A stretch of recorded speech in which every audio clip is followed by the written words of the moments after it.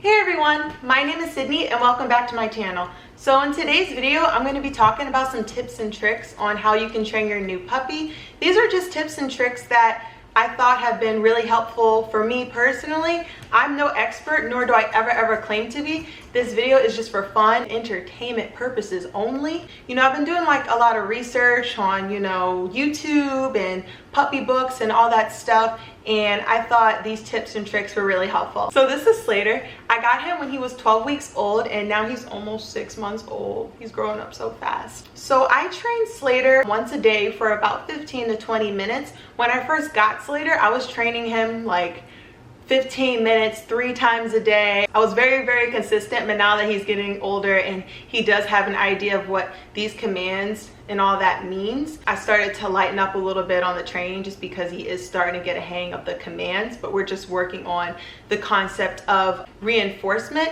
because you have a solid command when you say the command and he obeys it even when distractions are present. I really hope these tips and tricks and this information that I'm about to share with you guys really helps you along your journey of your new puppy. And yeah, so tip number 1, be in a confined space. I definitely recommend being in a playpen like I'm in right now. I actually got this playpen from Chewy. Forgot what brand it was. I think it was Iris. I'll link it down below though in case you're curious. What I like about this pen is that you can add panels and take away panels as well. So you can make it as small or as big as you like. It's always good to be in a pen when you first start off training them, because you don't want them to get out of your sight. You don't want them to run away. If you don't have a pen, you can also use a leash as well. Just attach it to them and put like your foot on the very end of the leash. Or you can use a training lead. A training lead is nothing but a really long training leash. They can go up to like 50 feet long. Slater has one and it's 30 feet long. We're actually going to be using the lead to teach him how to not DoorDash. Tip number 2, you got to be patient. Puppies, they're not easy. Puppies have puppy antics. They are goofy, they're impatient, they're hard-headed, and sometimes they just don't want to listen to you because they just want to do their own thing. You know what I mean? So, you can't get frustrated. You really have to be patient because, they're babies. They're just like, they're still trying to get the hang of things, and, they're not going to learn right away. I mean, if you're lucky, your puppy might learn right away, but in most cases they're not going to learn right away. So it's important that you don't get frustrated and just really take your time. All these trainings and commands, like, this is all new to them, so you really have to give them the time to really get the hang of things.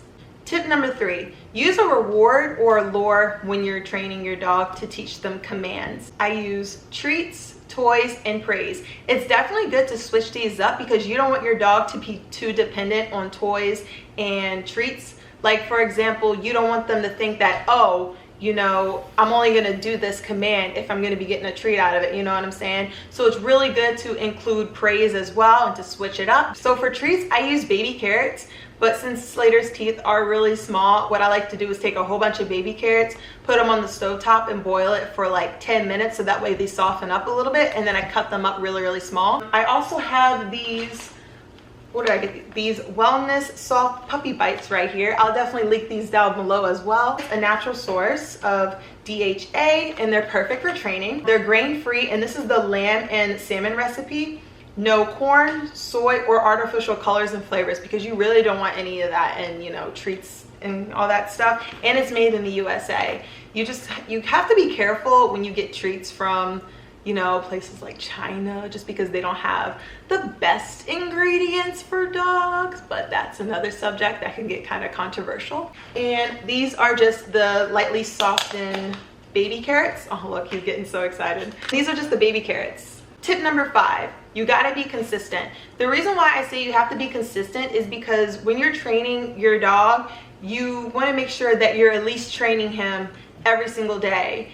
And the reason why you have to train your dog every single day is because if you don't, more likely he's gonna forget it. So you just have to be really consistent with the training. You can't train him once a week and expect him to remember, you know what I'm saying? So it's really important when they're a puppy to, just be consistent. Maybe do it like 10 minutes before you go to bed, or before like you take a shower in the morning or brush your teeth, just to get it in there. Tip number 5, don't whine. And when I say don't whine, I mean when you're trying to enforce a command. For example, if I want Slater to stop doing whatever he's doing, I don't be like, no, Slater, no, what are you doing? No, don't do that, stop. Say it firmly and say it like you name it, like a ah or a no. That's normally what I do when I'm trying to get Slater to either stop what he's doing or to pay attention to me. So the first command I want to teach you guys is sit. What you're gonna do is take a treat. Oh, he's getting excited. He's getting excited. So you're gonna take a treat. I'm gonna back up a little bit here. Come, Slater. What you wanna do is take the treat and kind of point it right above his head, over his head, so that way he kind of naturally falls back in the sitting down position. Right now he's jumping up and not listening to me, so I'm gonna show you guys a demonstration. Ah, sit. Nope. Sit. Good sit. Good sit, Slater. He's like backing up. Slater, why are you backing up, baby? Sit. Ah. Sit. Good sit. So obviously if you're holding the treat over their head, they're gonna keep looking up until they naturally fall back into the sitting position. As soon as they fall back into the sitting position, you wanna say good sit and then give them the treat. Just make sure when you give them the treat that you say good sit, good sit. So that way he knows that, okay, I'm doing what I'm supposed to be doing when I hear the word sit.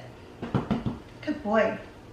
The next command I'm gonna teach is down. Him and I kind of had a little hard time learning down, just because it comes easier with some dogs than others.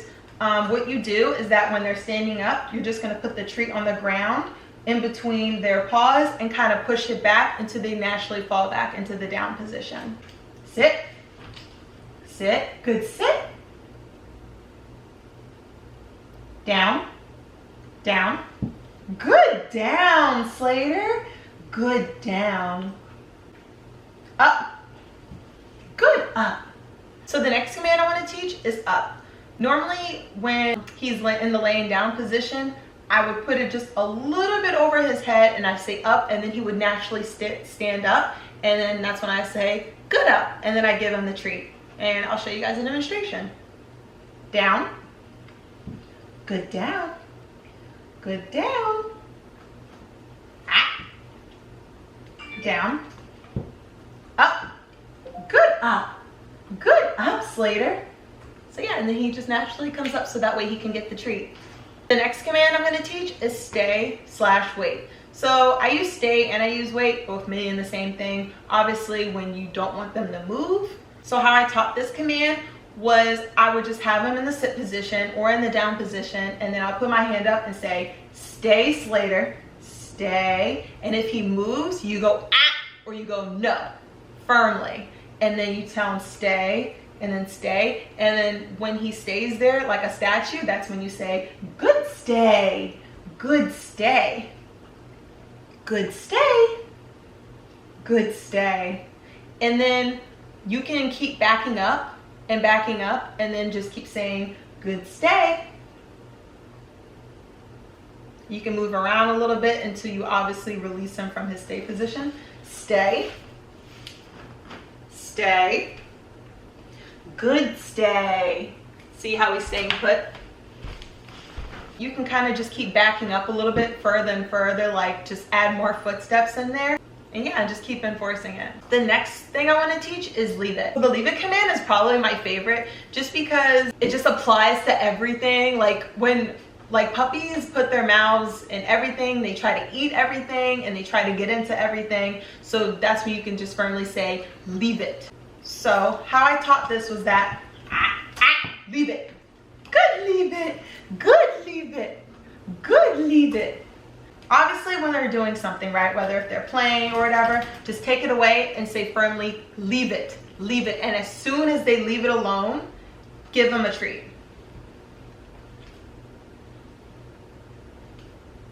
Leave it. Good, leave it. Good, leave it. Good, leave it. Good, leave it, Slater. Leave it. Leave it. Good, leave it. Good, leave it. Like that. So the next command I want to teach is break.